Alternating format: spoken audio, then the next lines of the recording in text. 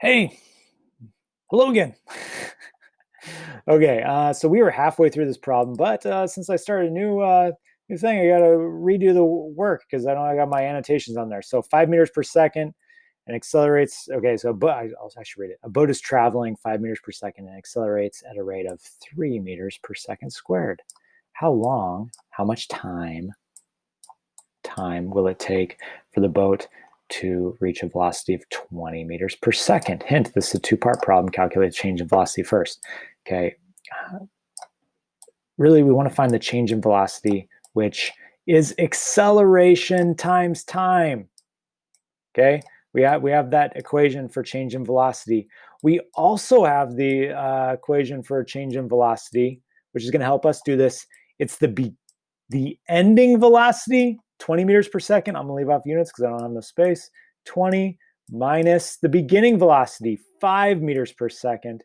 So my change in velocity is 15 meters per second. But we want to know, oh, wait, we want to know the time. Mr. Worst. Oh, okay, so I did this wrong here in the middle. Look at that. I did this wrong. Okay, I did that wrong. It's not, we don't want to calculate. So we calculated the change in velocity by using V2 minus V1.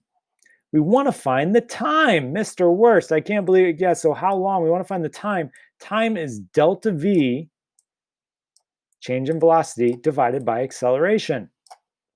Okay? And it says, yeah, calculate the change in velocity first. That's what we did right here. Okay? So let's go ahead and put that in our equation over here. So our work then would be 15 meters per second is the thing up. That's the change in velocity. And that's divided by our acceleration. I didn't write that down over here. But acceleration is 3 meters per second squared.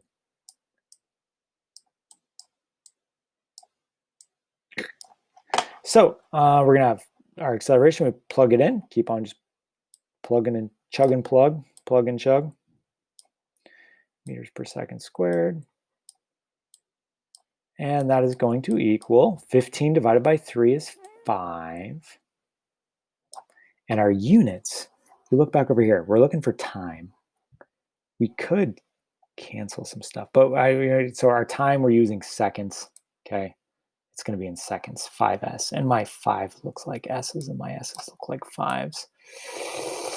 Okay. We can also cancel. So 5 meters per second squared, or sorry, meters per second squared, meters per second, meters per second, meters per second, which means we're left with the seconds in the denominator, which would be the new, okay, that doesn't matter. But here's your answer, 5 seconds. So we calculated the change in velocity, input that change in velocity to the time equation, divided by the acceleration, and 15 divided by 3 is 5. Cool. Okay, next problem. Can I scroll? No, I got to hit this thing. Okay, so a student drops a ball from the roof of the school, and it takes 1.4 seconds to hit the ground. How far did the ball fall? Hint, acceleration due to gravity is 9.8 meters per second squared. So we are given time, which equals 1.4 seconds. And we are also given acceleration due to gravity, which is 9.8 meters per second squared. 9.8 meters per second squared. A little calculus. Okay, we want to find the distance. How far?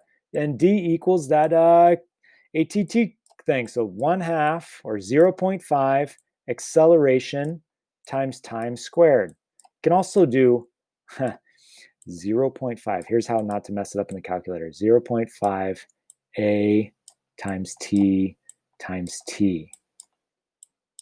Okay, so if we use that version of the equation, 0.5 ATT, I get 0.5. I'm just going to use the regular one up here. I'm almost running out of time. Okay, so 1/2 times our acceleration, which is 9.8 meters per second squared. I'm going to leave off the units, so I'm going to run out of room, times time squared, 1.4 seconds. And I square that. Okay, so I'm just squaring the 1.4, not the whole thing.